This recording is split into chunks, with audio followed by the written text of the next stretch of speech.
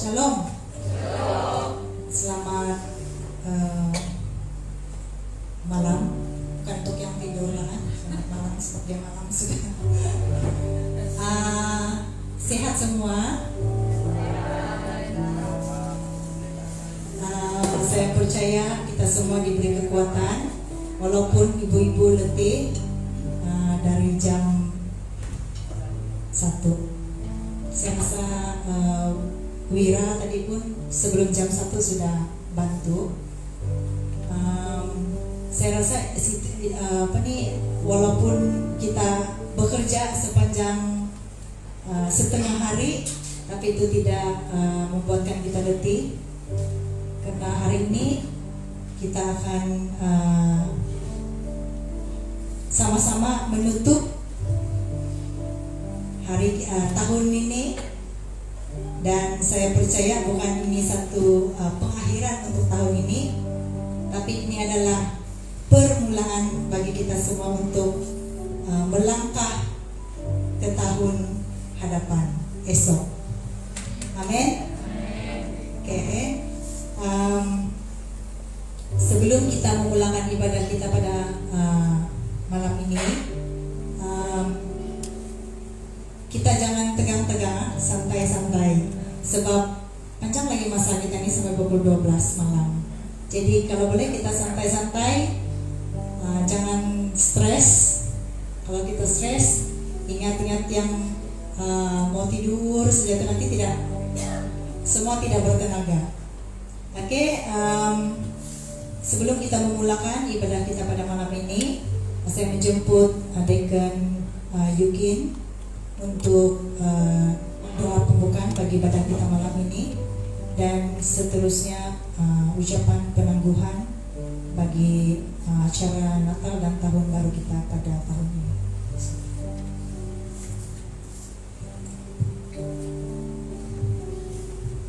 Oke, selamat malam. Shalom. Ada Heki, Ceria, nggak takut? Takut polisi datang lagi? Tidak. Oke, jangan takut. Tuhan ada.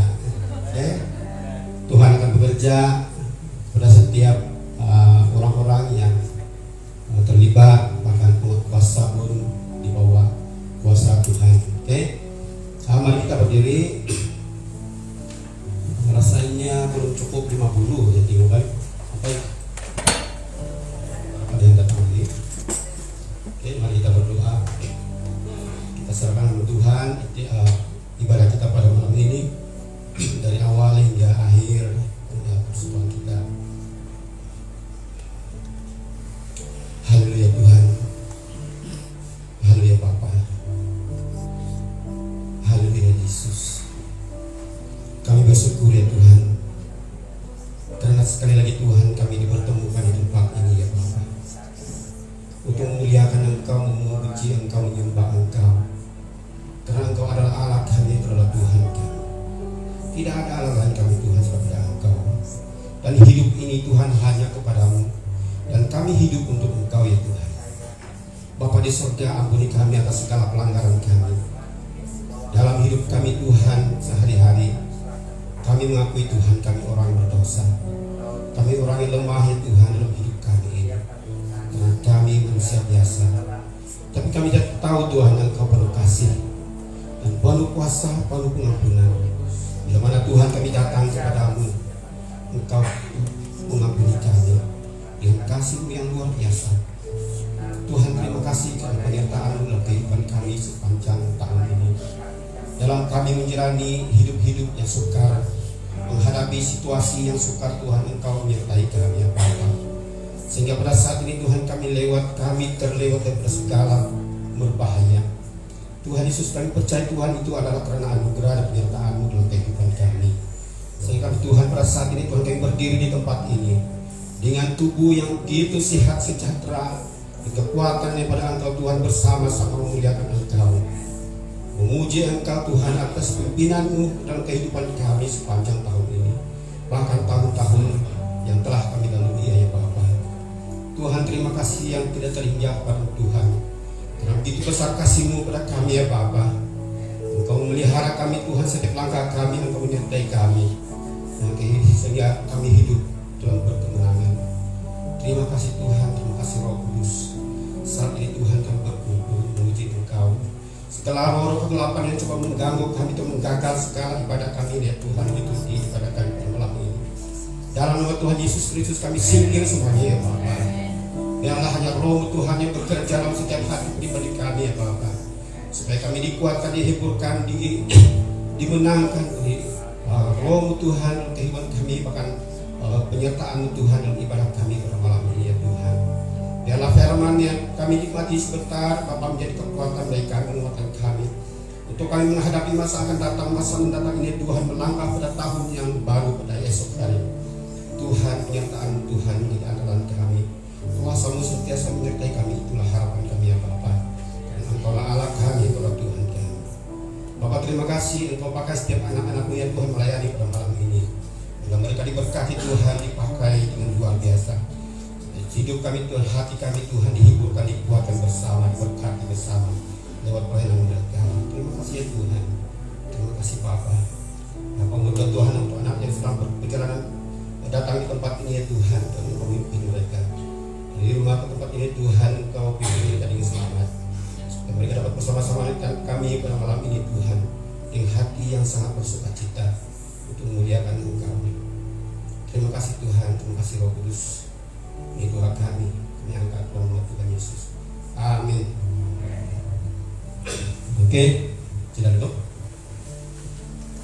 Saya panjang dalam setengah jam gitu. Amin ya. Oke. Saya membaca saya punya ucapan, salah saya takut ada tersandung atau tersalah cakap, ini bagus saya cakap saya tulis saja lah. Oke, salam dan selamat malam saudara-saudari yang dikasihi Tuhan Yesus. Sekali lagi saya mengucapkan selamat Hari Krismas dan Tahun Baru 2021. Kita bersyukur karena Tuhan memberikan kita kesempatan yang indah sekali untuk berkumpul bersama-sama di tempat ini. Inilah yang Tuhan kehendaki untuk kita lakukan, yaitu mengadakan pertemuan-pertemuan Jumat Kristus untuk sama-sama mendengar firman Tuhan, menyembah, memuliakan Allah di dalam Tuhan kita Yesus Kristus. Malam ini adalah malam terakhir kita dalam tahun 2020. Banyak peristiwa yang kita alami dan hadapi sepanjang tahun ini. Mungkin kita sependapat bahwa secara manusia lebih banyak perkara yang tidak menyenangkan daripada yang menyenangkan telah kita alami sepanjang tahun ini. Pergerakan kita terpaksa memakai penutup muka setiap kali keluar dari rumah. Kita tidak dapat mengadakan pertemuan-pertemuan persekutuan di gereja ini, apalagi mengadakan acara kebaktian gabungan seperti yang telah kita lakukan sebelumnya. Namun kita bersyukur karena kita punya Tuhan yang luar biasa, yang sentiasa menjaga dan melihara serta menuntun kita menjalani waktu-waktu yang sukar sepanjang tahun ini, bahkan sepanjang hidup kita hingga ke saat ini. Esok bermula tahun yang baru, tahun 2021, satu dekad yang baru. Kita tidak tahu apa yang akan kita lalui hari-hari mendatang ini.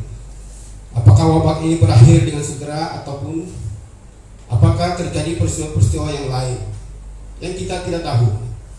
Namun jelas adalah semakin banyak kesaksian, nubuatan, penglihatan dan mimpi-mimpi terjadi di mana-mana di seluruh dunia, yang terus-menerus mengingatkan kita akan hari Tuhan, yang menggenapi firman Tuhan di dalam Kisah Rasul 2 ayat 17.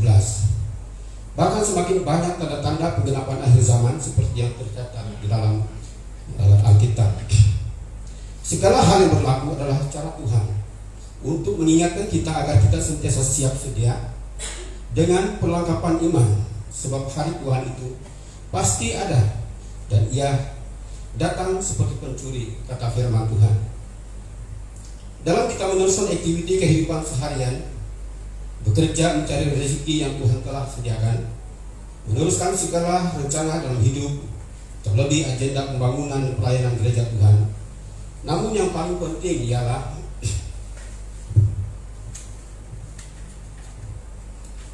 kesiapsiagaan kita menanti hari Tuhan itu. Karena kedatangan Tuhan itu pasti. Sebagaimana janji Tuhan dalam Wahyu 22 ayat 7. Sesungguhnya aku datang segera. Berbahagialah orang yang menuruti perkataan-perkataan nubuatan kitab ini. Marilah kita berusaha untuk saling membangun, mengerjakan iman, tidak jemu-jemu melayani Tuhan, saling menabur kasih, memperhatikan, saling mengampuni, saling merendahkan diri, dan saling memperhatikan. Karena Tuhan menghendaki kita hidup setia, kudus, dan berkenan kepadanya, supaya kita layak menerima anugerah pengangkatan Tuhan yang telah Tuhan janjikan. Karena anugerah pengangkatan, karena firman Tuhan mengatakan bahwa barang siapa tertinggal akan menghadapi penderitaan yang dahsyat yang belum pernah terjadi di bumi. Dengan stresnya,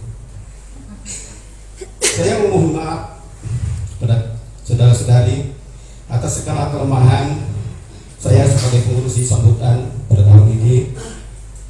Sesungguhnya jawatan saya itu hanyalah pengurusi yang sebenarnya adalah semua kita adalah pengurusi yang bertungkus-lumus memastikan program ini berjalan dengan sempurna. Terima kasih kepada semua yang terlibat sepanjang pelaksanaan perayaan ini. Demikian juga kesediaan pastor untuk melayani kita dengan firman Tuhan. Tuhan memberkati lewat jeripaya ada semua upah besar di surga. Kasih anugerah dan kemuliaan Tuhan menyertai kita sampai Tuhan datang. Amin. Sekian, dengan ini saya tangguh perayaan kita tahun hari Christmas dan tahun baru 2022. Salah bulan 2021. Oke, terima kasih. Sekian.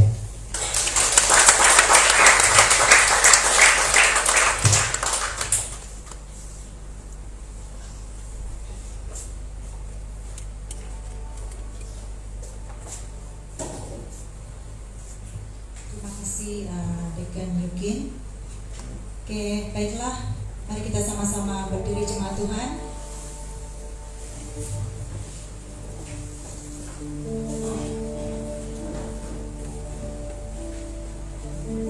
Masa kita cukup panjang, jadi kita ambil masa ini untuk memuji Tuhan, menyembah Tuhan, sempena hari Natal dan juga tahun baru. Mari kita sama-sama bersyukur kepada Tuhan di atas kebaikan Tuhan sepanjang tahun ini. Apa yang kita lalui, susah, senang, ketawa, gembira, menangis, kita bersyukur kepada Tuhan. Karena apa yang kita lalui itu sebenarnya biasa-biasa sahaja. Biasa-biasa sahaja.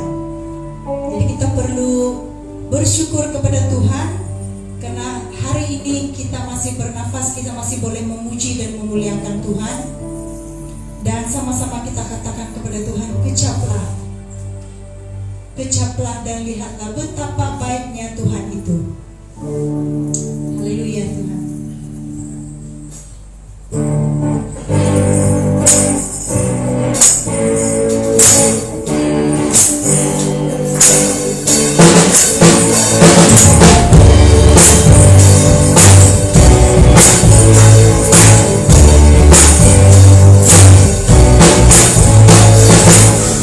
Kecaplah dan lihatlah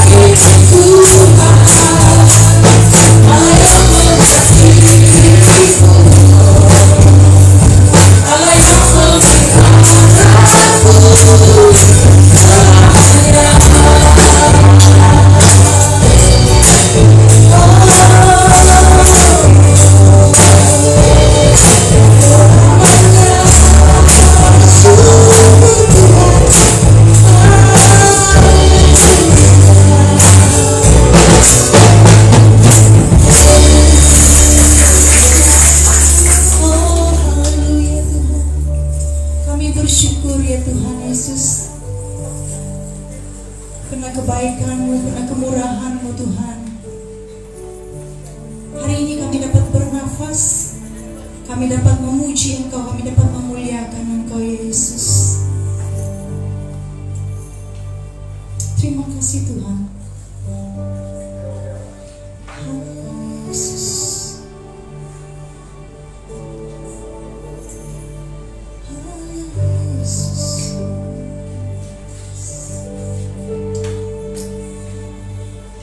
Syukur bagimu Tuhan,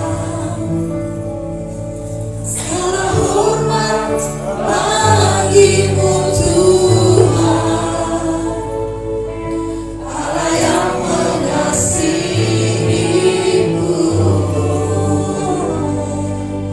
Allah yang memeliharaku.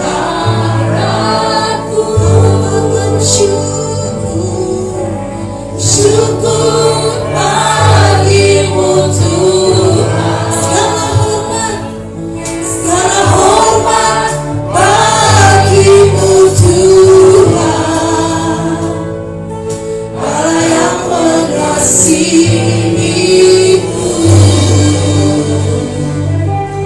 Allah yang memeliharaku.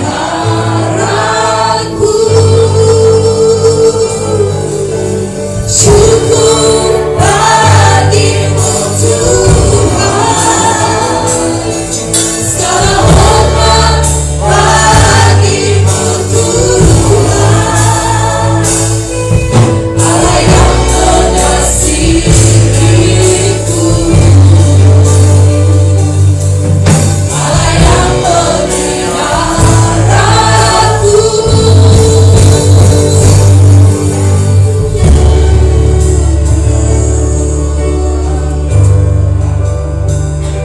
Syukur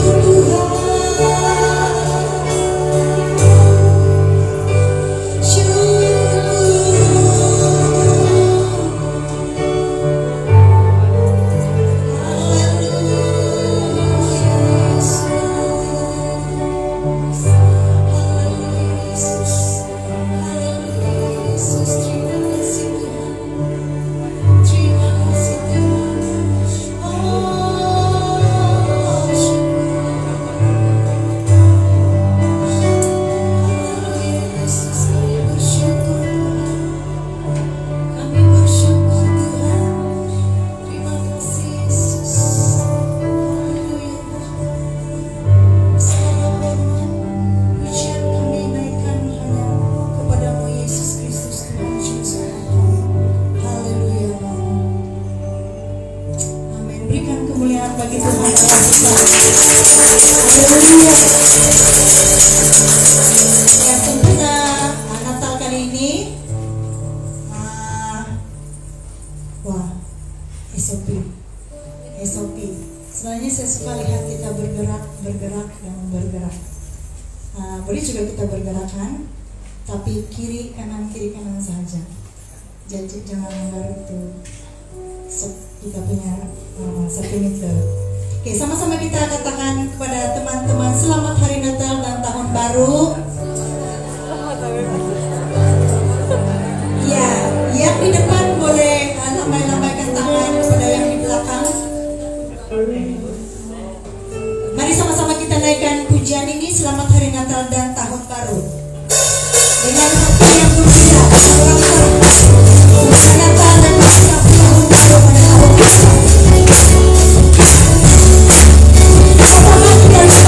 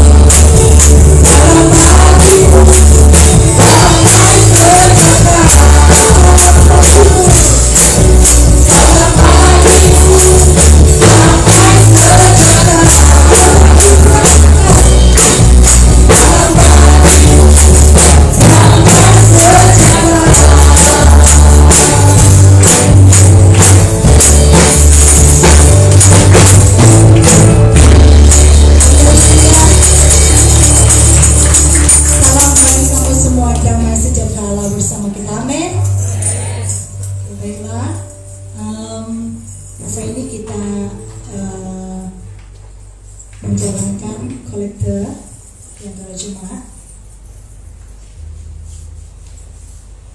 Ya, persembahan kali ini adalah untuk gereja kita sendiri. Untuk pengetahuan, kita akan mengadakan 2 persembahan pada malam ini ya, dan dua-dua itu adalah untuk gereja kita. Ya, kita sama-sama angkatkan pujian ini. Betapa hatiku berterima kasih Tuhan.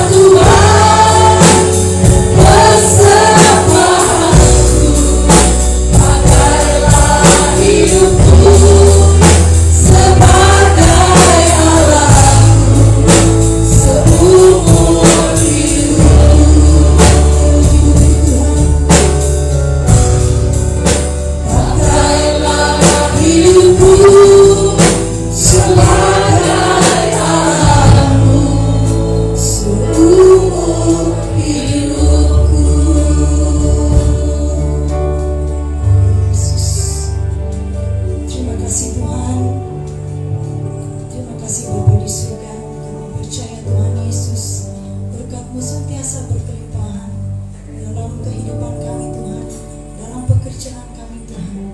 Terima kasih Bapa di surga. Haleluya Yesus.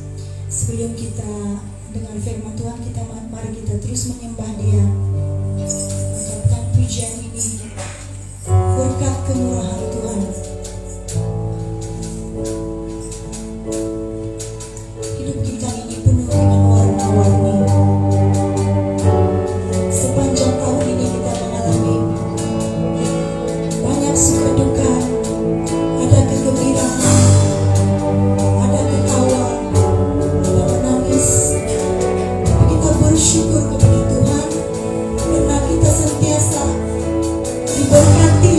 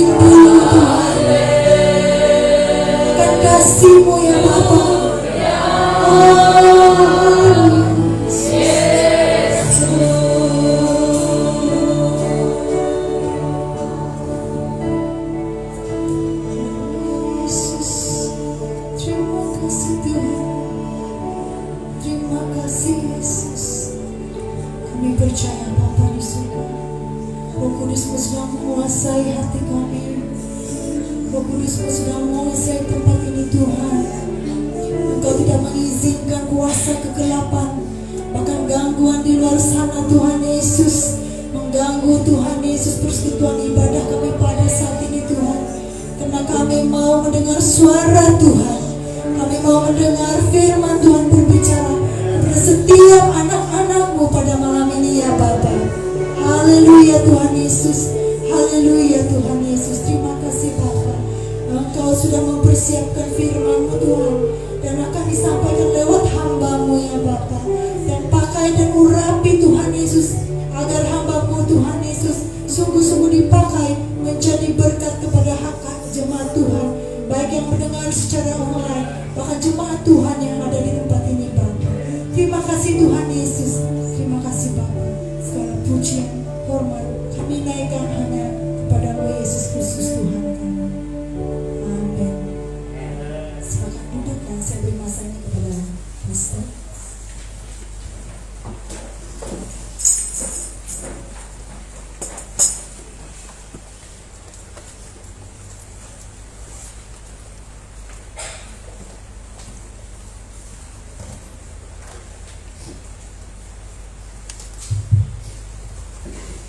Shalom, selamat malam.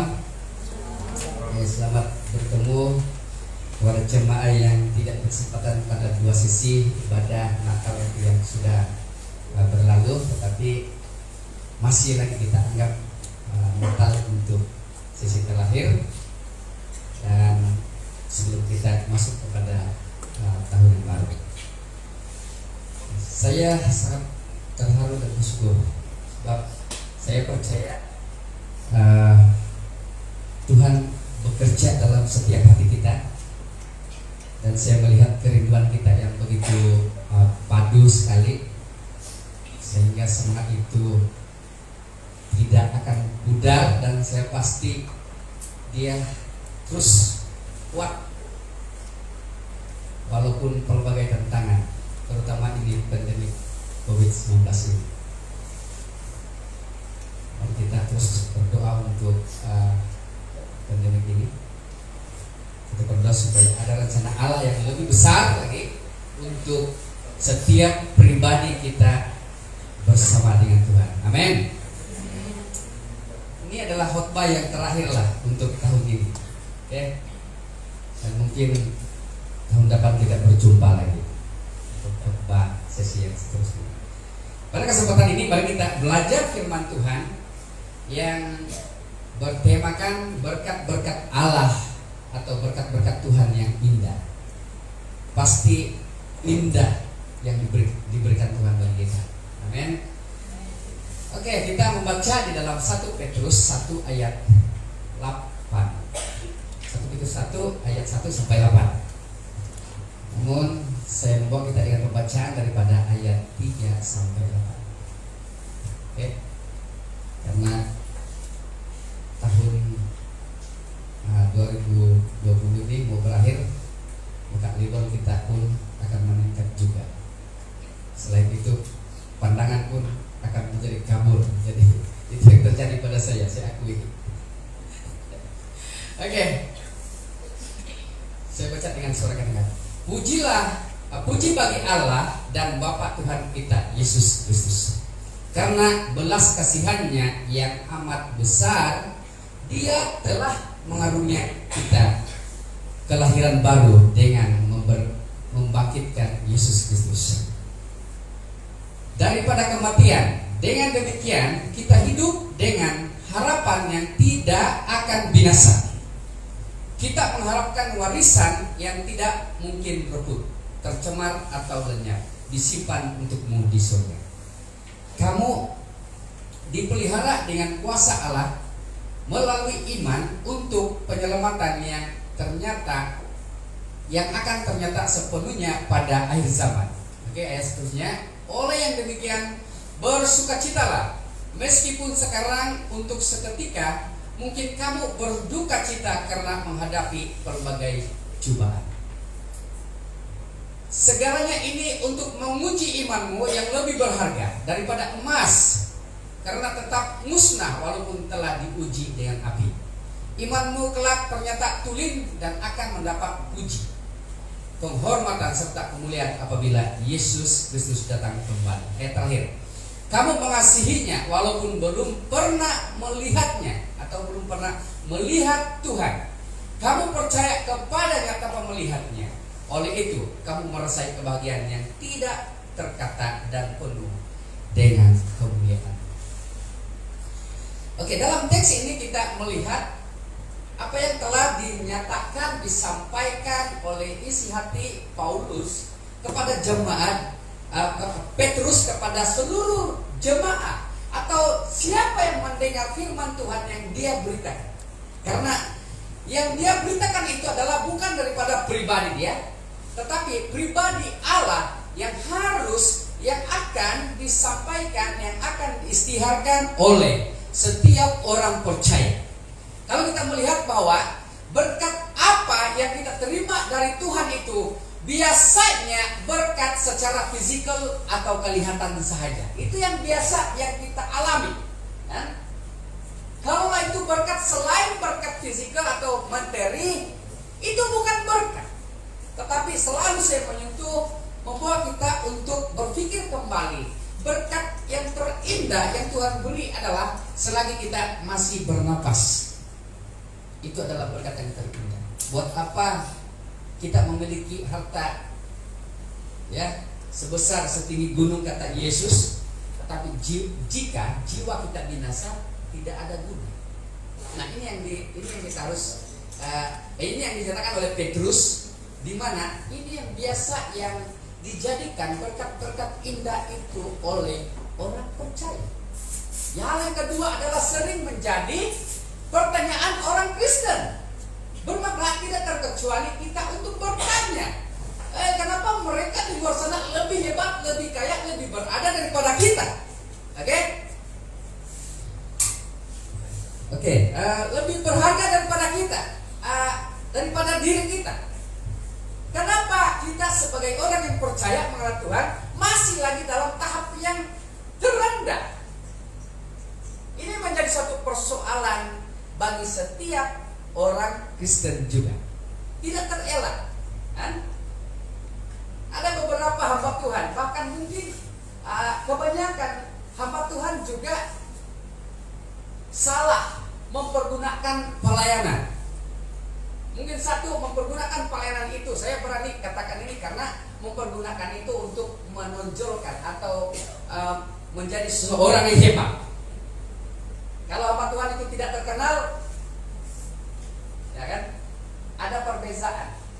Dengan maksud kalau dia selalu diundang, dijemput, wah itu hamba Tuhan terkenal. Kita jangan tertipu dengan itu.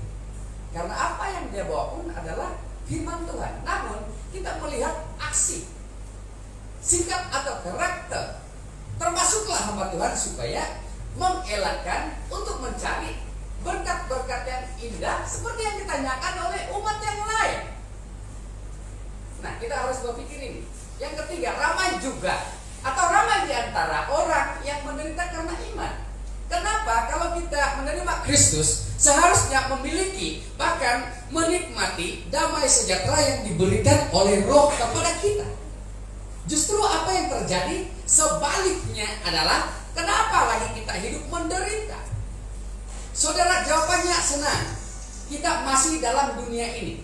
Oleh itu kata Yesus, penderitaanmu di bumi seperti apa yang telah kita baca adalah itu hanya sementara. Tidak seperti apa yang Tuhan katakan bahwa penderitaan Tuhan Yesus itu adalah sampai kehilangan nyawa. Ada yang sudah menderita seperti itu? Masih saya ingat perumpamaan yang saya bagi, macam seperti bercinta, berkasih, ya kan? Wah, lautan biru antara menumbuk lebon pun aku rendah juga. Itu cinta dia terlalu kuat. Tetapi baru tiba di tepi pantai, nampak ombak, takut sudah. Walaupun hujan lebat, ya angin tofan, aku reda juga. Karena untuk bertemu dengan cinta, kan? Itu menggambarkan kekuatan cinta manusia. Lalu terjadi bukan lagi hujan lebat, hanya renyai atau gerimis saja sudah saya boleh postpone pertemuan. Kira-kira lah begitu kan? Nah, kembali kepada poin yang ketiga ini adalah ramai di antara orang yang menderita karena iman. Kita harus berpikir bahwa penderitaan kita itu hanya tidak seperti apa yang diderita oleh Allah yang dikatakan di dalam Tuhan Yesus Kristus bahwa telah kehilangan nyawanya. Mungkin hanya kita kekurangan, contohlah kan, keluhan, kekurangan uang, tetapi masih boleh menikmati. Puji Tuhan, jemaat Tuhan di tempat ini diberkati, sehingga dalam 2-3 bulan ini baju atau ya baju saya semua baru. Puji Tuhan. Size pun baru sudah dari MKL. Paham gitu kan? Bermakna gereja Tuhan, jemaat Tuhan diberkati. Oke, yang keempat di sini adalah berkat apa yang kita terima dari Tuhan melalui apa yang dikatakan pernyataan dari Petrus di sini adalah keyakinan berkat yang diterima oleh kita di dalam Yesus Kristus. Pasti berkat itu kita terima daripada Yesus Kristus melalui kita yang percaya kepada Tuhan. Melalui orang yang diberkati itu namanya melalui kita adalah saluran berkat Allah. Puji Tuhan. Saya percaya Tuhan pasti menggerakkan setiap hati jemaat untuk bekerja. Bukan saja dia mau diperlihat, tetapi hanya Tuhan yang mengenal segala perbuatan kita. Dan yang kelima di sini kita melihat bahwa berkat apa yang kita terima dari Tuhan adalah sesuatu yang pasti. Ini yang kita mau tangkap. Ini yang kita mau jangkau di dalam iman kepercayaan kita adalah keselamatan. Walaupun mungkin dalam sepanjang 12 bulan ini iman kita sepertinya ombak laut juga, ada pasang dan ada surut, tidak apa-apa. Seperti juga harga minyak kan, ada turun ada naik, tetapi tidak apa-apa. Itu tidak menjejaskan bagi kita untuk terus kuat, terus kokoh di dalam Tuhan. Sebab apa? Sebab sudah Tuhan bayar melalui berkat-berkat yang Anda terima. Nah, inilah keyakinan kita sebagai orang percaya. Menjadi suatu intipati iman kita adalah kita harus, inilah yang kita jangkau adalah harus menjangkau keselamatan yang disediakan oleh Tuhan. Oke, pada malam hari ini harap kita jangan apakah berkat-berkat yang kita terima dari Tuhan? Kalau menurut Petrus atau Rasul Petrus dalam ayat yang telah kita baca adalah, mari kita perhatikan ada 3 perkara yang kita pelajari pada malam hari ini.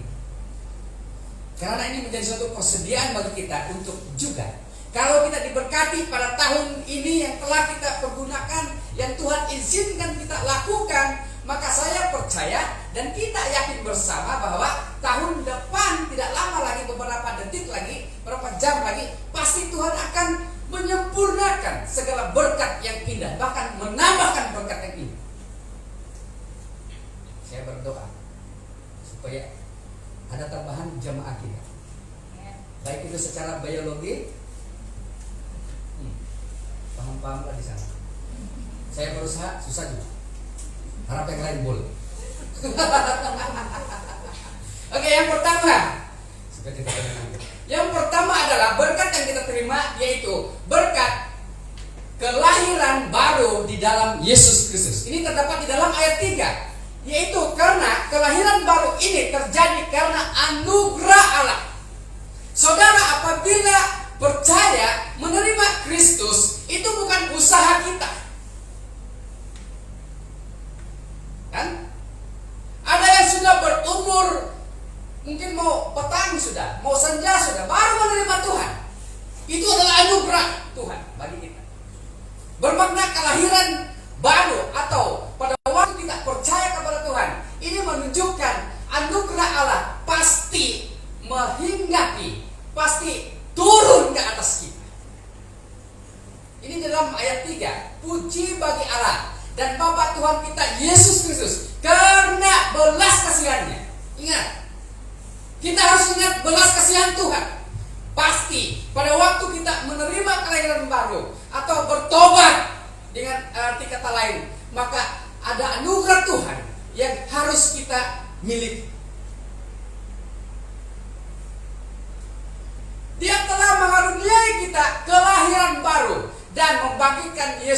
Kristus dari kematian. Ini iman kita. Ada orang yang mempersoal tentang kematian. Bolehkah Tuhan kamu mati? Apapun yang Tuhan lakukan boleh saja, sebab Dia berkuasa. Kita tidak mau mempertikaikan, oh Tuhan kami pernah mati. Tidak. Sebenarnya karena Dia menggenapi penyelamatan, Dia menggenapi kasih Allah Bapa di dalam Yesus Kristus pada waktu Dia mati di atas kayu salib. Karena kalau Dia belum menghembuskan nafas, maka tidak ada keselamatan terjadi yang kita pilih. Tetapi bila Tuhan bekerja, bila rencana Allah telah terjadi di dalam anaknya Yesus Kristus, inilah yang terjadi, yang harus kita miliki. Pasti inti iman kita, karena anugerah Tuhan terjadi.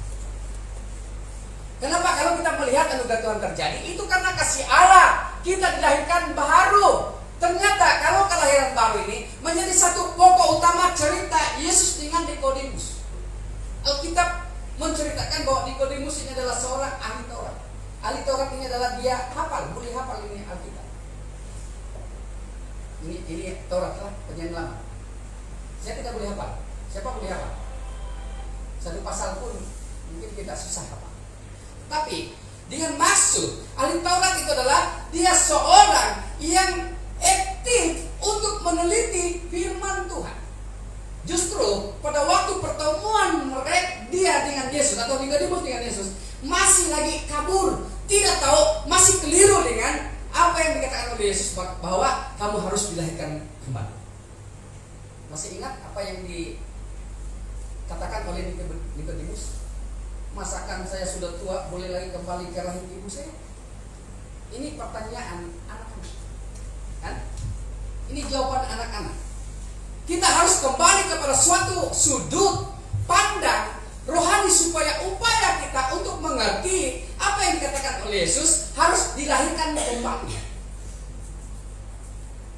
Bermakna pemikiran Nikodemus mungkin juga ada pemikiran kita seperti ini. Bagaimana saya sudah tua, saya sudah dewasa, mana boleh kembali? Saya bukan Tuhan, kan? Tetapi Tuhan berbicara melalui roh kita. Artinya kita haruslah hidup secara rohani untuk dilahirkan baru. Karena memiliki pengharapan di dalam Kristus itu adalah kekekalan. Karena Allah kekal dan kekal sampai kekal. Nah, ini yang kita harus perhatikan. Yang pertama, berbicara dengan poin yang pertama adalah karena kelahiran baru ini terjadi anugerah Tuhan. Oke, yang kedua, kelahiran baru ini adalah suatu pernyataan keselamatan. Saya percaya ada banyak hal-hal lagi kita belajar tentang kelahiran baru, kan? Tetapi di dalam Yohanes 3 ayat 5, Yesus menjawab, sesungguhnya aku berkata kepadamu, kecuali seseorang dilahirkan daripada air dan Roh Kudus, dia tidak akan masuk ke dalam kerajaan Allah. Siapa dalam konteks cerita atau Yesus menjawab ini kepada siapa dia bertanya? Kalau kita melihat dalam bahagian itu adalah Yesus berkata kepada murid-muridnya. Aplikasinya pada kita hari ini, siapa murid-murid itu?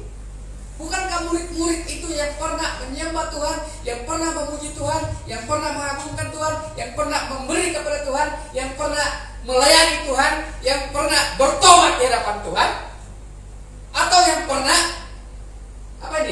meneliti firman Tuhan? Itulah murid-murid Yesus. Tetapi ada penghalang, ada hal yang menjadi penghambat bagi mereka karena mereka tidak memahami apa yang dikatakan oleh Yesus.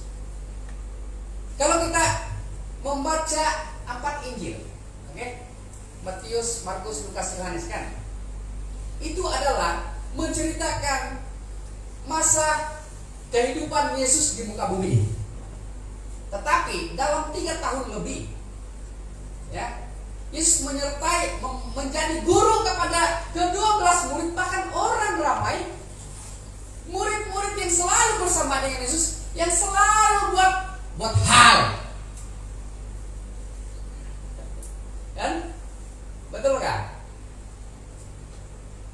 Ini ke-12 murid ini yang selalu buat hal.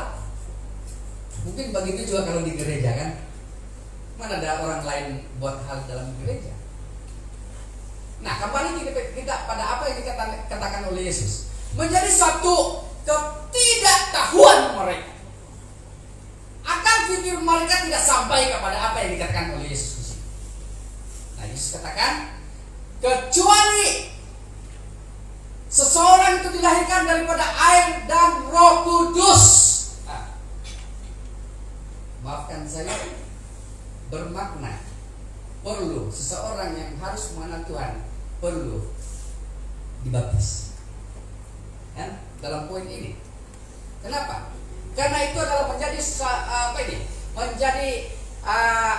diadopsi menjadi satu untuk kita menerima hidup yang kekal di dalam kerajaan Allah. Nah, melihat di sini bahwa dinyatakan apabila kita dilahirkan baru dari air dan Roh Kudus. Itulah setiap orang yang percaya kepada Tuhan harus menerima Roh Kudus, harus dibaptis dengan air. Karena itu menggambarkan atau melambangkan kita yang percaya mati dan hidup bersama dengan Tuhan. Kalau saya ajar membaptiskan begitulah, ya? Kita harus mengenal. Dan baptisan ini juga telah dipelopori pertama yang suruh membuat itu, melakukan itu adalah Yesus sendiri. Walaupun dia Tuhan, tapi yang membaptis dia Yohanes Pembaptis, kan? Karena nubuatan tentang Yesus untuk dilahirkan, untuk melayani, untuk mati, untuk diangkat adalah sudah dinyatakan oleh Yohanes Pembaptis. Persoalan di sini, mengapa kita tidak akan menerima baptisan air, terlebih lagi menerima baptisan Roh Kudus? Ya. Seterusnya. Oke, seterusnya yang ketiga adalah karena kelahiran baru suatu pengalaman setiap pribadi yang indah, dengan indah. Oke? Setiap kita masing-masing punya pengalaman pada waktu kita percaya dengan Tuhan. Saya menceritakan saya tidak ada apa-apa yang saya alami pada waktu saya bertobat. Karena waktu itu saya tidak dididik oleh kedua orang tua saya pun, tetapi saya selalu hadir ke gereja. Yang selalu bawa saya adalah nenek saya.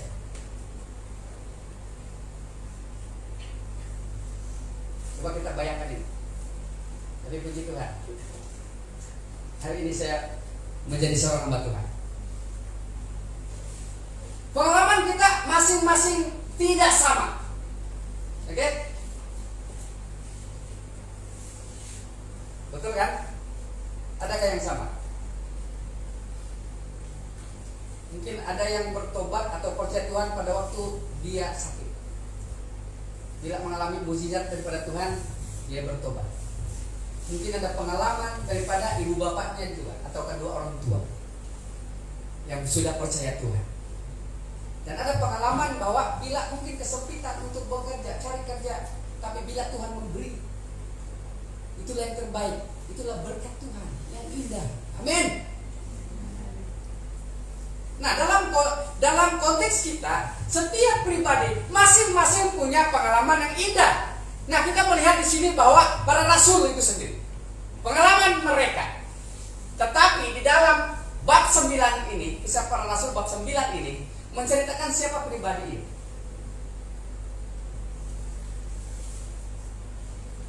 Seorang ini pribadi sudah dikotbahkan pada hari Minggu tadi. Rasul Paulus. Pada waktu dia berencana untuk membunuh, di mana setiap perkumpulan orang-orang percaya, itulah tujuan dia. Karena bila dia untuk pergi melihat atau bahkan tujuannya untuk membunuh orang-orang yang berkumpul dalam nama Tuhan, itu menjadi suatu kepuasan dia. Saya sedikit mengalihkan pada ilustrasi, bukan ilustrasi, tapi gambaran gereja Tuhan seperti ini. Kadang-kadang secara rohani kita juga seperti Paulus. Pada waktu Paulus tidak bertobat, ya kan? Tujuan kita adalah untuk datang ke gereja, tetapi sebenarnya tujuan yang salah. Dan tujuan yang salah yang maksud adalah untuk menghancurkan iman orang yang tetap beriman kepada Tuhan, atau mencari celah-celah untuk membunuh iman, melemahkan iman, mematikan iman orang yang benar-benar beriman kepada Tuhan. Tapi mari kita bersedia pada tahun yang depan ini, atau tahun yang baru ini, supaya jika ada celah-celah yang masih mungkin ada terbuka kecil, terbuka yang sedang, dan yang besar daripada hati kita, supaya senantiasa dipengaruhi oleh hal-hal dunia ini. Kita bawa setiap hati kita, roh kita, karena setiap orang yang lahir baru adalah hati yang ada celah-celah untuk mungkin ada ruang iblis masuk. Kita mau supaya biarlah kita dibungkusi oleh kuasa darah Yesus. Kita mohon kepada Tuhan supaya Tuhan memberi perlindungan kepada kita.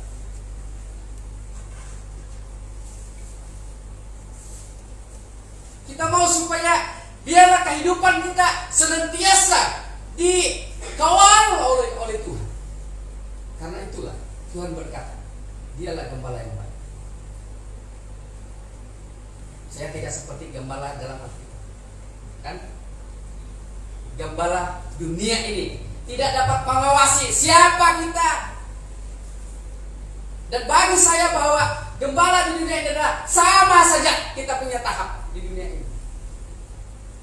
Itulah tujuan Yesus untuk mengasihi kita, karena memberi kita suatu pengalaman yang baru. Dengan arti kata lain, kalau berkhotbah atau menyampaikan firman Tuhan tentang kasih Allah itu lagi adalah membuat kita menjadi rukun. Tidak ada perbedaan dalam kedudukan, dalam standar kehidupan kita pun. Tuhan tidak melihat itu. Dan marilah supaya kita belajar, supaya kita tidak melihat itu. Dalam gereja Tuhan, kita sama. Orang bilang duduk sama tentara, berdiri sama tinggi walaupun saya rendah. Tuh kan? Kalau hidup kerukunan kita sudah terjamin selama ini, selama 1 tahun, kita mengharapkan melalui firman Tuhan ini, supaya bila kita dilahirkan baru, suatu pengalaman. Artinya biarlah kita hidup rukun lebih lagi. Selama ini, pada waktu saya di mana saya berada dalam pelayanan, saya tidak menganggap ini orang lain ini suku lain ini. Kan? Sebab kalau kita menganggap itu membatasi setiap hubungan kita. Tapi Tuhan itu Allah yang mengerti, Allah peduli di dalam kehidupan kita. Dulu waktu saya sampai di sini, saya kira ada 10 atau 11 suku. Nah, mungkin tahun depan kita cek lagi berapa suku lagi. Kan? Tetapi Tuhan itu baik. Walaupun kita berbeda daripada segala tempat suku, tetapi Tuhan mempersatukan kita di gereja ini. Itu semua karena seperti apa di dalam poin pertama adalah anugerah Tuhan. Oke, kita melihat di sini bahwa pada waktu Paulus menerima suatu pengalaman baru, dia telah melihat kembali. Karena pada waktu Tuhan bekerja bersinar, kan? Pada waktu dalam cerita dia pergi ke Damsyik, Tuhan menghalang dia. Ada maksud Tuhan. Oke? Dan pada waktu itu Ananias juga murid seorang rasul, ya. Dia pergi berdoa. Itu pun dengan izin Tuhan. Sehingga apa yang terjadi? Dia telah melihat kembali. Dia bangun lalu dibaptis dengan maksud dia bangun lalu bertobat kepada Tuhan. Dan semua itu Kekuatannya telah dipulihkan, bukan saja secara jasmani, tetapi secara rohani. Ini adalah memberi suatu keseimbangan bagi kita, karena kita ada pengalaman yang indah di dalam Tuhan. Mungkin selama ini pengalaman kita yang indah hanya pengalaman secara fisikal saja. Tetapi firman Tuhan pada malam hari ini memberi satu keseimbangan, agar bukan saja kita menerima pengalaman yang baru secara fisikal, tetapi menerima pengalaman yang baru secara rohani. Hal yang kedua, berkat-berkat yang kita terima daripada Tuhan adalah kita memiliki pengharapan yang baru. Pastinya yang baru. Kita tidak mau yang lama. Siapa tak mau yang lama? Tinggal di tahun yang lama. Hati mau tinggal yang tahun yang lama, tetapi waktu, kairos Tuhan, dia terus berjalan. Siapa yang menahan waktu? Tidak ada. Nah, kita melihat di sini bahwa di dalam ayat 3 juga. Ayat 3, tetapi saya membaca kita dengan 3b. Oke? Dengan demikian kita hidup dengan harapan yang tidak akan binasa. Apa pengharapan itu? Oke? Apa pengharapan itu? Yang pertama adalah karena pengharapan kita bahwa di surga tempat kebahagiaan yang kekal.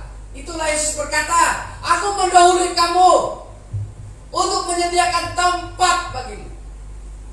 Justru ada juga orang-orang yang mendapat penglihatan. Oh, pada waktu dia datang ke surga dibawa oleh Roh Kudus. Saya tidak tahu lah Roh Kudus kan apa. Tapi itu diceritakan. Saya hanya mengungsikan ini. Tapi kita memahami ini supaya bila sampai ke surga, oh, saya nampak rumah si anu tidak siap. Ini sangat mengecewakan ini berita ini.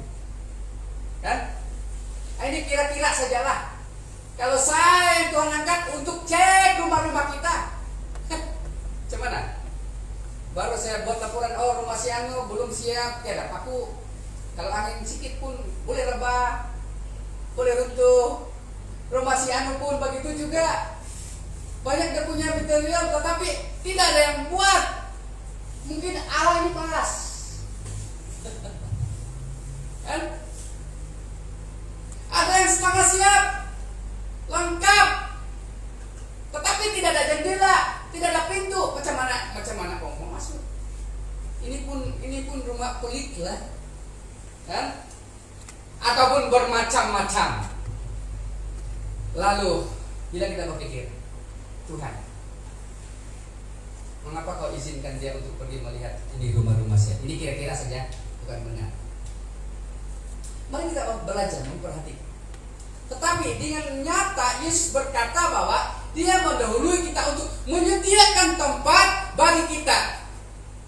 Tuhan tidak katakan, Yesus tidak katakan siap atau tidak siap, tetapi dia pergi menyediakan tempat bagi kita.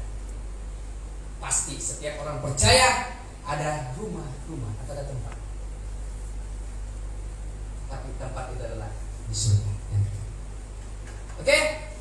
Ini di dalam ayat 4. Kita mengharapkan warisan, ini bukan pati warisan, yang tidak mungkin reput, tercemar atau lenyap, disimpan untukmu di surga. Oke? Nah, kita melihat di sini bahwa pengharapan manusia secara duniawi itu hanya sementara. Kan? Macam obat-obat lah. Yang paling laku obat Panadol. Kan? Kalau tahu Anda saya rasa sakit kepala, ada Panadol. Kan? Tidak kita pasti lari kepada Panadol. Hanya menyembuhkan, mungkin menyembuhkan hanya sementara saja. Sebab kalau ini obat-obatan yang dibuat oleh manusia, dia menyembuh, tetapi tidak boleh sembuh kekal. Boleh memahami kan? Tetapi apa yang diberikan Tuhan itu adalah kekal abadi, yaitu hidup kekal. Orang percaya memiliki pengharapan bersama dengan Allah di surga. Pasti itulah tempat Tuhan. Mari agar kita cukup bersedia. Bagaimana kita untuk cukup bersedia dalam hal ini? Persediaan kita adalah ada suatu sukacita, ada suatu kebahagiaan, dan ini menggambarkan jika di dalam keluarga itu memiliki kebahagiaan, apalagi kebahagiaan yang disediakan oleh Allah. Hal yang kedua menyatakan tentang poin yang kedua itu adalah karena pengharapan bahwa Kristus bangkit dari orang mati membuktikan ada hidup sesudah kematian. Bermakna kita tidak takut lagi. Sebab Allah begitu besar mengasihi dunia. Allah begitu mengasihi dunia sehingga menganugerahkan anaknya yang tunggal supaya setiap orang yang percaya kepadanya tidak binasa melainkan mendapat hidup kekal. Ini dalam Yohanes 3 ayat 16. Kalau kita melihat di sini bahwa kasih Allah yang terbesar, itulah berkat yang terindah. Kalau kasih kita sangat terbatas. Kalau orang Cina bilang ada hati bagus, aku begini, aku kasih. Macam kita juga lah. Kalau macam Melayu cakap pun ada hati baik baru bagi. Begitu kan? Itu ukuran dunia kan? Tetapi ukuran Tuhan adalah pada waktu kita berharap, percaya kepada Tuhan, sebab Yesus bukan saja mati tetapi bangkit. Bermakna dia mengatasi kematian. Sama ada itu kematian secara fisikal, kematian secara rohani. Kalau kita mendalami lagi istilah kenapa Yesus bangkit daripada kematian, karena Allah menunjukkan kekuasaan dan kedaulatannya kepada dunia ini. Oleh itu, tidak ada Allah lain seperti Allah yang tidak sembah di dalam Yesus Kristus. Anak manusia yang percaya mendapat hidup kekal. Ini janji Tuhan. Oke, yang terakhir, yang ketiga adalah berkat bahwa kita menjadi pewaris yang baru. Oke? Karena yang lama itu sudah kita tinggalkan. Pada waktu latar belakang kehidupan kita adalah manusia yang diciptakan oleh Tuhan, tetapi hidup dalam dosa oleh diakibatkan oleh orang-orang terdahulu. Namun kita disadarkan oleh Roh Kudus, kita disadarkan oleh firman Tuhan. Sebab itu dalam 1 Petrus 1 ayat 4 ini adalah kita menjadi pewaris, sebab apa yang kita miliki tidak binasa, tidak tercemar, tidak layu, serta tersimpan, bukan tersimpan di bank, tetapi tersimpan di surga. Duit saja boleh simpan di bank kan? Kayak di mana boleh? Paling di almari kan? Tapi hidup kita tersimpan di surga. Kita mengharapkan warisan yang tidak mungkin reput, tercemar atau lenyap, disimpan untukmu di surga. Bukankah ini suatu janji Tuhan? Okay? Janji Tuhan kepada kita hidup kekal. Ini adalah karunia Allah bagi kita. Anugerah, seperti yang saya sampaikan pada awal tadi, adalah anugerah Tuhan. Oke? Yang ketiga, dalam bagian 3 ini adalah keselamatan yang akan dinyatakan pada akhir zaman. Saya menganggap dan saya berpikir orang ini, ialah kebanyakan lah sekarang dunia ini kan, dianggap dunia itu jauh penghabisan, pengakhiran dunia ini jauh lagi. Tetapi ini yang sangat penting bagi kita adalah kita senantiasa berwaspada, berjaga-jagalah. Yesus kritik murid-muridnya juga kan, waktu berdoa ke taman atau bukit Zaitun, di taman Getsemani, Yesus bilang, mari Sekarang kita pergi ke naik ke bukit, kita berdoa bersama-sama. Lalu Yesus mengundurkan diri. Dalam kita mengundurkan diri, dia pergi ke satu tempat, mengasingkan daripada murid-murid. Lalu Yesus kembali. Dia lihat ada sudah murid-murid yang bermimpi memancing. Mungkin dia lihat waktu itu ada murid-murid yang sudah bermimpi. Oh, DKK sudah macam DKK sudah dibilang. Apa Yesus kata? Yesus mengkritik murid-murid itu karena tidak tekun untuk berdoa. Tidak sanggupkah? Tidak tahankah kamu berdoa 1 jam bersama dengan aku? Ya kan? Poin ini menceritakan, menjelaskan bagi kita adalah sebagai orang percaya, bahkan murid Yesus, aktifkan doa kita di hadapan Tuhan. Karena segala cobaan, segala halangan, apalagi meminta berkat, itu hanya kuncinya adalah doa kepada Tuhan. Amin. Kita tidak boleh sukses berjaya kalau kita tidak berdoa, ya kan? Kami sembang-sembang dengan Deacon Yubin tadi. Lalu, macam mimpi kan? Bukan mimpi. Ini betul-betul. Macam pikiran sih. Bukan mimpi, ini betul-betul kenyataan. Kalaulah saya bersama dengan kita untuk berdoa bagi tempat ini untuk dibangunkan baru beberapa tahun, apalagi yang sudah 20 tahun di sini. Betul tidak? Tapi Tuhan, kalau dengan kata kasar, Tuhan menjatuhkan berkatnya bagi kita. Tuhan melepaskan berkat. Tuhan melepaskan anugerahnya bagi kita. Itu karena doa-doa orang beriman. Lalu saya menceritakan kepada dia, kalau gambaran di gereja kita seperti Sodom, masih ingat kata Tuhan kepada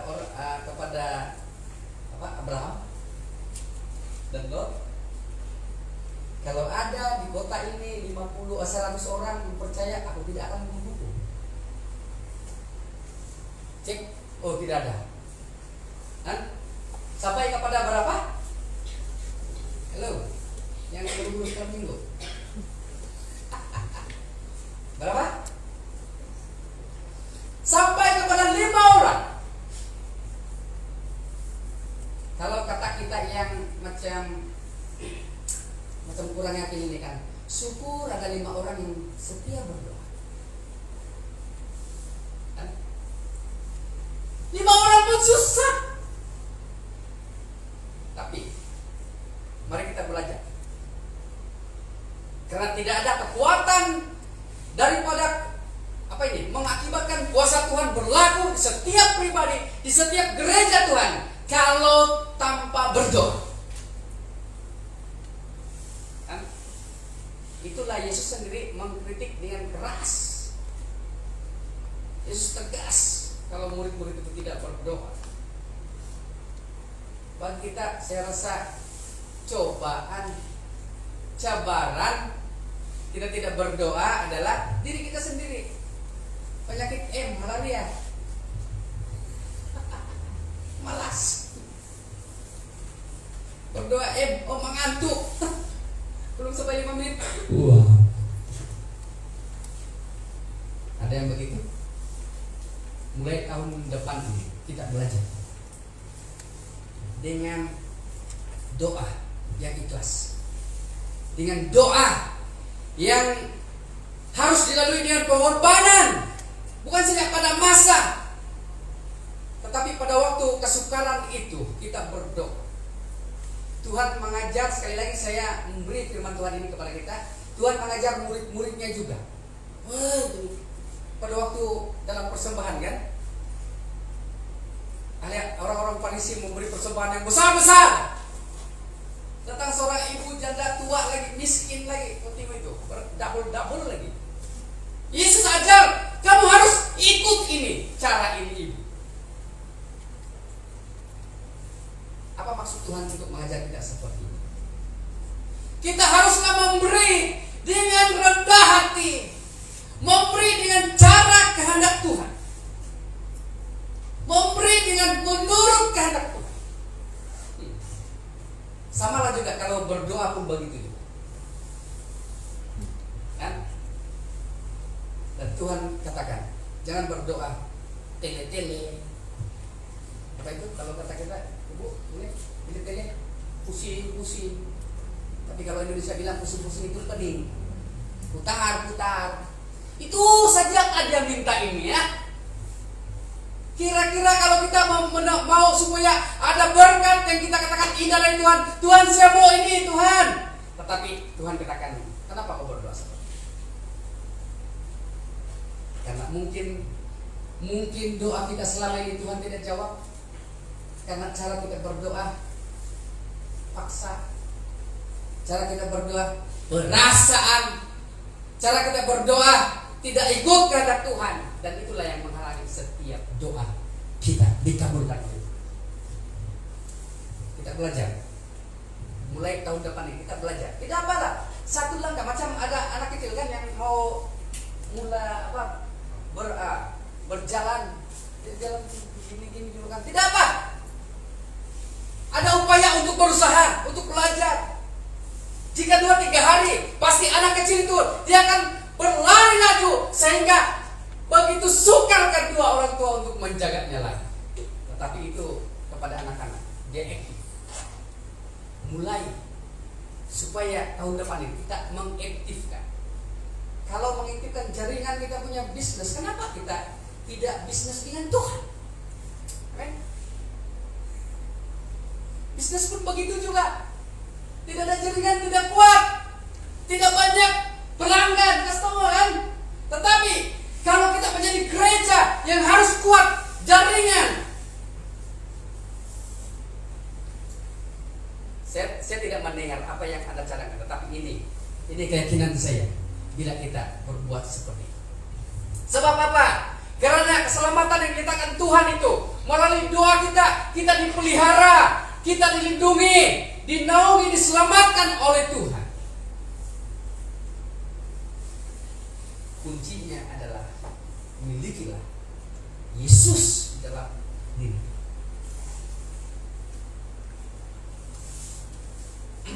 Yang terakhir, kemuliaan dan kehormatan pada waktu Yesus Kristus dinyatakan. Ini di dalam ayat 7. Segalanya ini untuk menguji imanmu. Apa segalanya? Dalam ayat sebelum itu adalah segala cobaan. Ini cobaan kita yang terbesar ini pandemi. Turun di bandar pandemi, di gereja pandemi, apalagi di Sabah pandemi. Semuanya inilah hasil doa kita supaya kita akan menikmati hasil doa kita supaya kita berdoa untuk ini pandemi. Ada maksud Tuhan. Sekali lagi saya mau menyatakan ini. Kebenaran Tuhan menjadi saksi bagi kita bahwa bila ada hal-hal seperti ini, inilah ujian Tuhan bagi kita. Seperti iman kita, apakah iman kita lebih berharga daripada emas? Kalau iman kita lebih daripada emas, maka kita menang daripada pandemi. Kita lupakan itu pandemi COVID-19. Apa-apa saja pandemik yang terjadi, mungkin ini salah satu pandemik terjadi dalam gereja, dalam hubungan kita, dalam kasih kita, apalagi dalam kerukunan kita, dalam kebahagiaan kita, dalam kesukuan kita. Mungkin melibatkan lagi ini bangsa begini nih. Ya. Kalau ini ada begini, saya tidak tahu gereja tidak pernah akan menikmati pertumbuhan yang sehat. Tetapi menjadi gereja yang sehat adalah untuk menghancurkan, untuk membongkar segala halangan tembok yang akan membedakan. Oh, kau ini begitu, kau itu begitu. Inilah hal-hal yang kita harus hancurkan. Seperti hal ini terjadi menjadi satu cancer rohani dalam gereja. kalau ada cancer itu bertumbuh. Ada 10 orang yang kena cancer, hanya mungkin 1 atau 2 orang saja yang boleh selamat. Tapi kalau itu cancer yang diizinkan Tuhan, bila Tuhan di dalam bekerja di dalam rohani kita, pasti ini membuatkan kita untuk lebih maju, lebih bertumbuh, lebih dewasa. Inilah yang Tuhan inginkan, bukan saya inginkan, tetapi saya percaya kita inginkan itu bersama di dalam Tuhan. Kalau kita mendengar gereja lain bertumbuh, kenapa kita punya gereja tidak boleh bertumbuh? Siapa yang memulakannya? Itu adalah kita, kan? Siapa lagi kalau bukan kita? Jangan bilang, oh, minta maaf lah, tidak apalah, kami ini hamba Tuhan, boleh saya di mana-mana, kan? Tetapi kalau begitu, Tuhan bilang, kamu ini seperti pohon anggur yang tidak berbuah, harus potong. Nah, ini bahaya. Itu adalah menggambarkan hukuman itu kepada kita. Murka Allah. Walaupun Tuhan mengasihi di dalam firman Tuhan, tetapi jika orang yang selalu melanggar hukum Allah, murka Allah pasti terjadi. Kita tidak mau murka Allah terjadi di dalam gereja. Mana yang kita mau ingin? Kasih Allah untuk terus kita maju di dalam Tuhan, atau ada murka Tuhan terjadi di dalam gereja? Oke? Sudah siapkah kita untuk menerima berkat-berkat Tuhan? Saya percaya kita akan siap, karena berkat Allah dinyatakan melalui kelahiran baru di dalam Yesus Kristus. Yang kedua, kita memiliki pengharapan, kita menjadi pewaris Allah. Kalau kita menjadi pewaris, ibu bapak kita itu hanya sedikit saja. Di pandangan Tuhan kosong itu, saudara. Tapi di pandangan Tuhan, kita adalah pewaris dalam kerajaan Allah sebagai anak-anak. Mari kita berdiri bersama.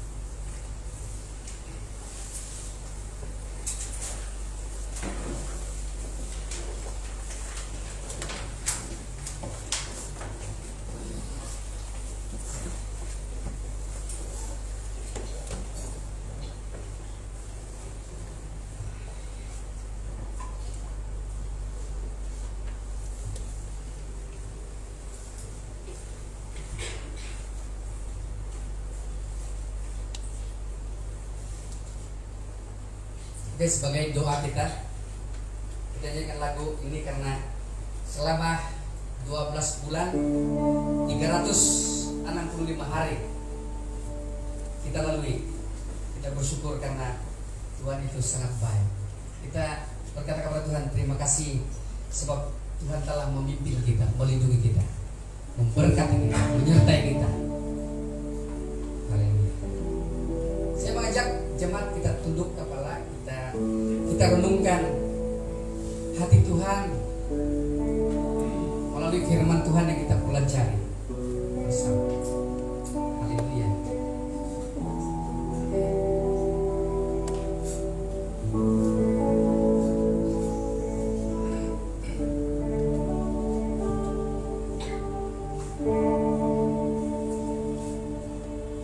Terima kasih Tuhan untuk kasih setiamu yang ku alami dalam hidupku.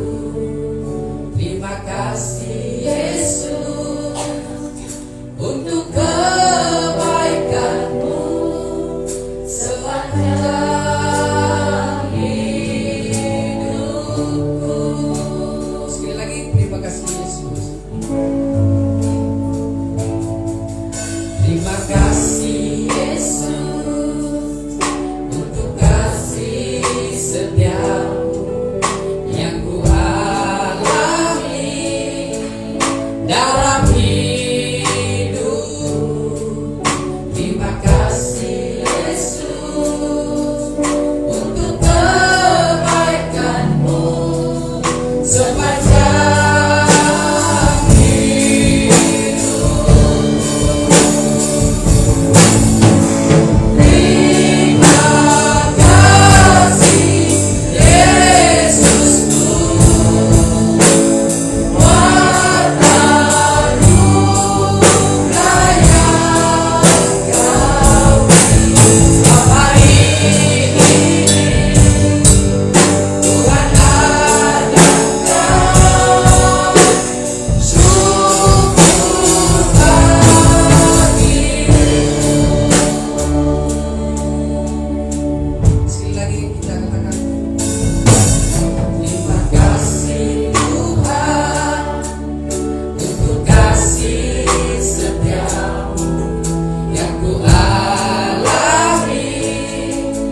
dalam hidupku. Terima kasih Yesus untuk kebaikan-Mu sepanjang hidupku. Terima kasih Yesus.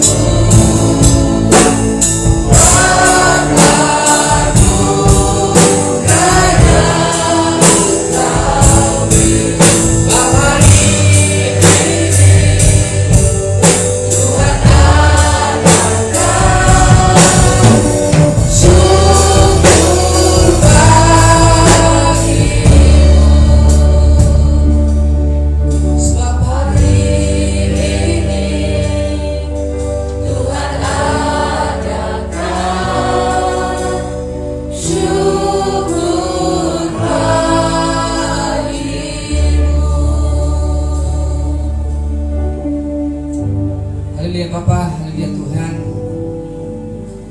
Kami bersyukur kepada Tuhan sebab Tuhan telah memimpin dan memelihara kami.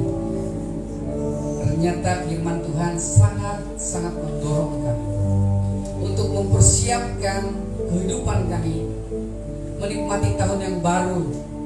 Kami percaya semua ini karena anugerah perlindungan pemeliharaan Tuhan, bahkan berkat-berkat Allah yang terindah.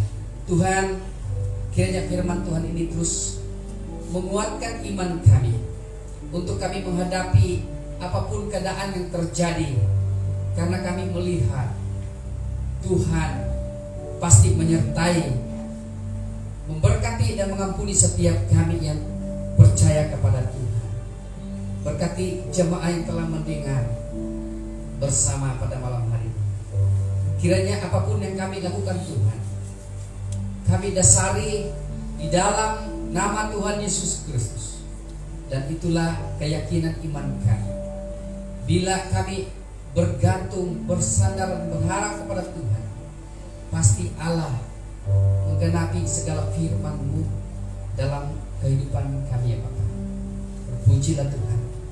Inilah doa kami Tuhan, pengharapan kami, karena hari depan ini, tahun depan ini, kami akan melihat kemuliaan Tuhan terjadi. Haleluya. Di dalam nama Tuhan Yesus Kristus kami sudah berdoa. Amin.